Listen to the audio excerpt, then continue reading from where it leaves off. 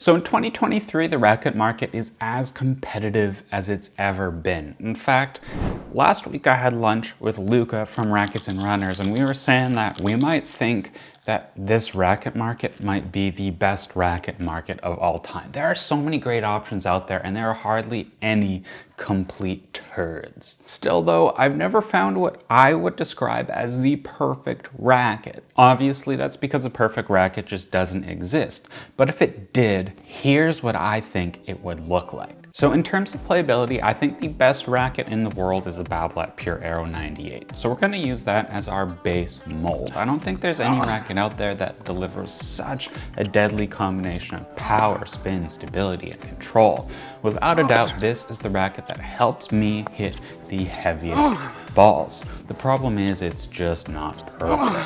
See the feel, it's a bit stiff and the launch angle is slightly too high for my preferences. So how do we fix these things? Well, I have no idea, to be honest. So I'm just gonna use my imagination. After the Pure Aero 98, I think there are a few frames that come pretty close to delivering the same kind of ball as the Aero.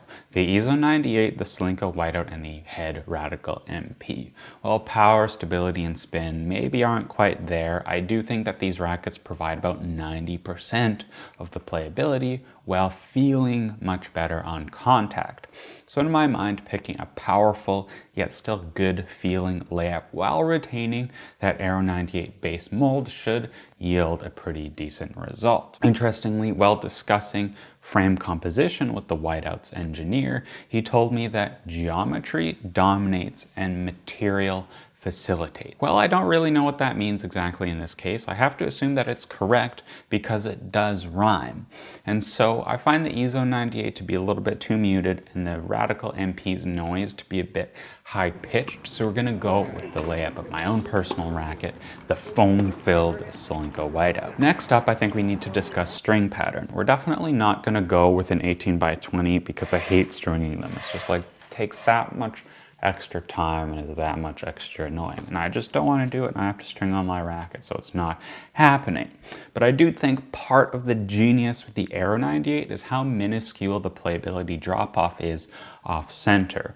The thing is, if we go with a slightly softer layup of graphite like the Slinko Whiteout, we'd introduce, at least I think, a minor drop-off in playability outside the sweet spot. So we're going to have to pick a pattern that helps open that sweet spot up a little bit towards the perimeter of the frame. The EZO 98 does accomplish this. It's very dense in the center but open around the outsides. However, I think for me the launch angle on that racket is a little bit too low, so the string pattern maybe is a bit too dense in the middle. So we'll open things up just a bit and go with the Head Extreme Tour, previously my racket of choice. Related to the string pattern of the racket is going to be the grommets, and because I string all my own rackets, I have some opinions on grommets. I really like the design of Head's grommets. I think it's really easy to avoid crossovers when you're weaving the crosses. You can kind of pull the string and there's these little dots which help kind of guide the string up or down to prevent crossovers. Though I have to say they're not perfect. Technofiber has some killer tie-off holes, and I love the semi-cap grommets on the Pure Strike VS with kind of open shoulders for when the strings and for when the mains and the crosses intersect at the shoulders. Last up, grip shape. I definitely prefer the Head grip shape, specifically their newer grip shape like in the Extremes, which is called TK37S. I slightly prefer that more pronounced flare on the butt cap, like Yonex will have very little flare on the butt cap, and I don't like that. The other thing I like about the Head grip is they use a pallet system, so if you need to change the grip size of a certain racket, you can order different pallets, install them with a new butt cap for the bigger size. That works awesome, I think.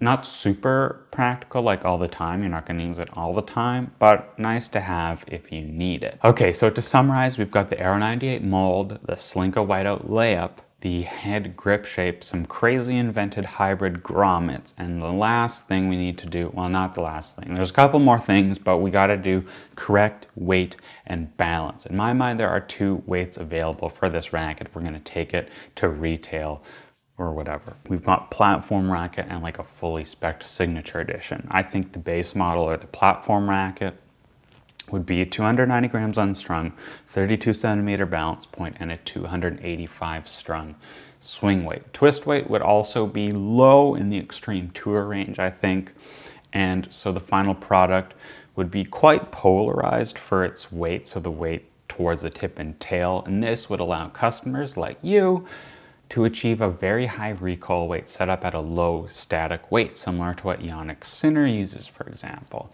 The heavier version, the signature edition, the RF97 autograph of it all would be the Beckett Spec, obviously. This would be like a 315 gram unstrung with a 31 centimeter balance, so pretty low balance point again to help us achieve high recoil weights, and a 300 unstrung swing weight. Beckett Spec would of course be sold with a leather grip and would be guaranteed to be 100% on spec, but you're gonna pay a price, an outrageously high price, like $500 a racket, of course, so I can profit on the name of my own racket. Might also be like lower production numbers. I'll talk to my accountant and see what he says. In terms of paint job, I think the Pure Strike VS is probably the best looking racket out there, but of course for the sake of branding, we need to replace the red and white with TennCom colors.